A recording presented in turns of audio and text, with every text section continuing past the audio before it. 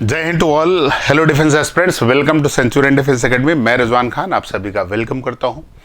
और जैसे कि सेंचुरियन डिफेंस एकेडमी हमेशा बेहतर करती है और सभी से बेहतर अलग करके अलग हट के काम करती है, तो वो चीज़ों के लिए है कि आप जो है अपने एनडीए का एग्ज़ाम जो 2022 में देने जा रहे हैं, तो उसके लिए आपकी स्ट्रेटजी क्या है, क्या तरीके हैं, और स्पेशली अगर हम बात करें केमिस्ट्री का जो है कि किस तरीके से आप तैयार होके जाएं कि आपका जो है पूरा पूरा पूरा वहाँ पे क्वेश्चन आपका हो जाए, क्लियर हो जाए। तो उसके तरीके हैं, आपको समझ में आ गया होगा इस बार अगर आपने पेपर दिया होगा तो किस टाइप का पेपर आता है। और हमेशा आप जो है अच्छे लेवल पे पढ़ोगे। अच्छे लेवल का मतलब है कि अपने आप को फोकस करिए कि किस तरीके से हम पढ़े जिससे हम ज़्यादा से ज़्यादा अच्छा कर सकते हो। तो उसके लिए यह है आपकी प्रिपरेशन बेहतर से बेहतर हो, तो कौन कौन से टॉपिक पे ज़्यादा फोकस करना है, कौन कौन से टॉपिक पे कम फोकस करना, मतलब अगर थोड़ा भी पढ़ लोगे तब भी चलेगा, मतलब इस टाइप का। तो सबसे पहले अगर हमारा जो केमिस्ट्री का जो है हमारा एनडीए फर्स्ट 2022 का टारगेट है, तो उसके लिए क्या करें। आपकी जैसे इस बार जो क्वेश्चन आपके आए 15 क्वेश्चन 15 क्वेश्चन आता है, तो आप समझ सकते हो 15 क्वेश्चन का इंपॉर्टेंस क्या है। तो इसमें आते हैं हमारा जो है टॉपिक स्ट्रेटजी जो हमारी है वो क्या होनी चाहिए, उसके बारे में जिक्र करें। तो हमारा सिलेबस, तो सिलेबस की जानकारी हमें ज़रूरी है। तो सिलेबस की जानकारी में देखो सबसे ज़्यादा इंपॉर्टेंट है, देखो आता क्वेश्चन है तो मैं बोलता हूँ आता है तो आता है। तो एक तो चीज़ ये है कि सबसे पहला है एटॉमिक स्ट्रक्चर। इस बार भी क्वेश्चन आया था और एक से कम 2 क्वेश्चन आते हैं, तो 2 क्वेश्चन इस बार भी इससे आया टॉपिक से। और मैं ये 3 टॉपिक का सबसे ज़्यादा फोकस करता हूँ, एटॉमिक स्ट्रक्चर, केमिकल बॉन्डिंग और पीरियोडिक टेबल। ये पूरे जो केमिस्ट्री हैं उनके कह सकते हो कि ये पूरी केमिस्ट्री की जान है अपने आप में। तो एटॉमिक स्ट्रक्चर की बात करें तो ये इसमें से जैसे पूछा था एटॉमिक ऑर्बिटल्स के बारे में पूछा था, के एलएमएन सेल के बारे में पूछा था। तो सेल, सब सेल और एक्सपेरिमेंट जितने हों उनको ध्यान रखना है। और उसके बाद जो है कौन सा मॉडल किसने दिया, इलेक्ट्रॉन प्रोटॉन न्यूट्रॉन की डिस्कवरी, मास कितना है, चार्ज कितना है, आइसोइलेक्ट्रॉनिक, ये सब सारी चीज़ें इसमें पूछा जाता है। फिर है केमिकल बॉन्डिंग, इससे भी क्वेश्चन आया केमिकल बॉन्डिंग से कि कितना सिग्मा बॉन्ड है, कितना पाई बॉन्ड है, हाइब्रिडाइजेशन क्या है, वो चीज़ें। और मैं बार बार फोकस करता रहा कि हाइब्रिडाइजेशन से जरूर आता है क्वेश्चन, मतलब चाहे सिग्मा पाई निकालना हो चाहे हाइब्रिडाइजेशन निकालना हो, किस में आयनिक है किस में कोवेलेंट है, ये करेक्टर आपको जानना है। तो उसके लिए आपको केमिकल बॉन्ड पढ़ना होता है, types of bond, hydrogen bond किस में है, कोवेलेंट किस में है, आयनिक किस में है। पीरियोडिक टेबल से जैसे क्वेश्चन आया तो बिल्कुल आएगा, फिर से आएगा।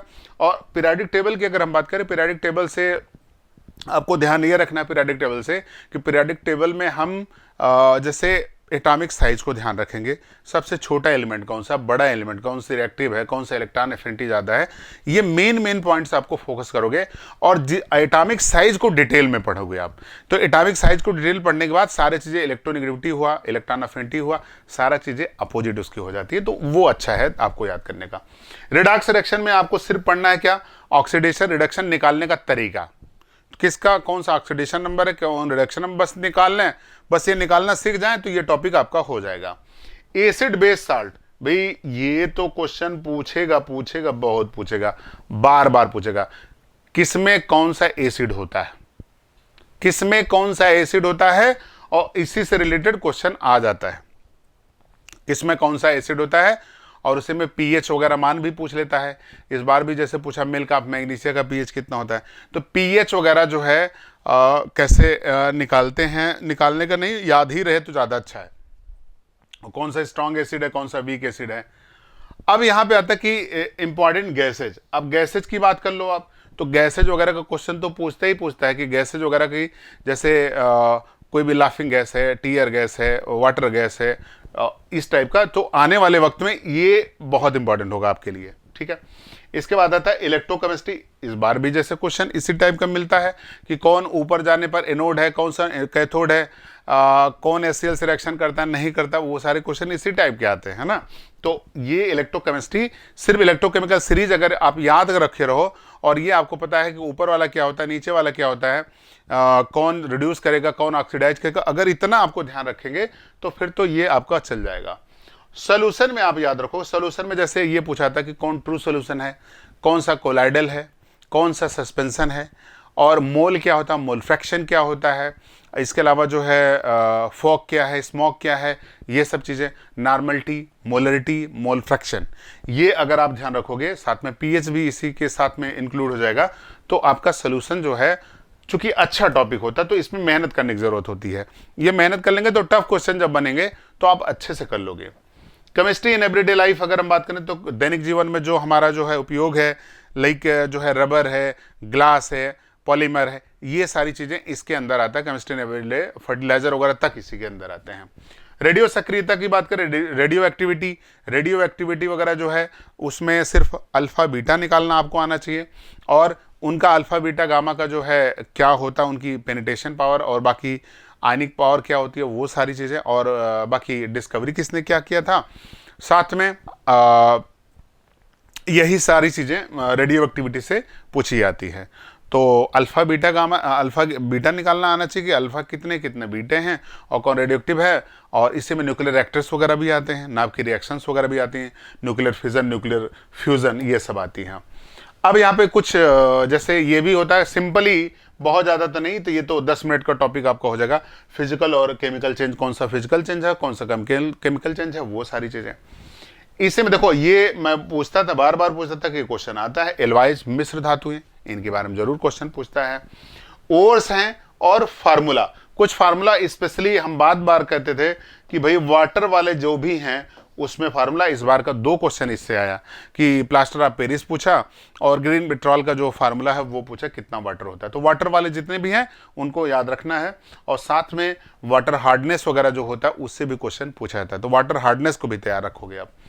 एलिमेंट्स है, कंपाउंड्स है और मिक्सचर, इनमें क्या डिफरेंस है, मिक्सचर कौन सा है, कौन सा प्योर सब्सटेंस है, बार पूछा जाता है, याद रखना है। कार्बन और एलोट्रॉप्स, ये क्वेश्चन तो आना तय है, चाहे अब की बार हो चाहे अगली बार हो, तो कार्बन और एलोट्रॉप्स, ग्रेफाइट, डायमंड, फ्लोरीन, इससे क्वेश्चन ना बने तो समझ लो पेपर नहीं है ना। तो ये कुछ जो टॉपिक हमने, जो इंपॉर्टेंट टॉपिक था उसका क्या तरीका है पढ़ने का, वो मैंने बताया, और साथ में ये आप करोगे कि 10 ईयर का एनडीए सीडीएस दोनों का प्रीवियस ईयर आप तैयार रखोगे, एकदम रटा होना चाहिए आपका, वो गलत नहीं होना चाहिए, क्योंकि बहुत सारे क्वेश्चन रिपीट होते हैं, बार रिपीट होते हैं, तो 50% क्वेश्चन तक का रिपीट हो जाता है, कभी कभी ऐसा होता है, तो इसलिए वो जरूर आप प्रिपेयर करके रखो, ठीक है।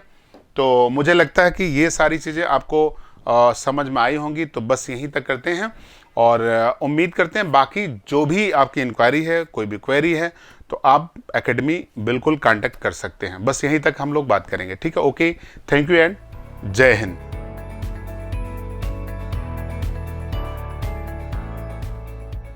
आपने सेंचुरियन डिफेंस एकेडमी के YouTube चैनल को सब्सक्राइब नहीं किया है तो अभी सब्सक्राइब करें और बेल आइकन दबाएं ताकि लेटेस्ट नोटिफिकेशंस आपके पास सबसे पहले पहुंचे।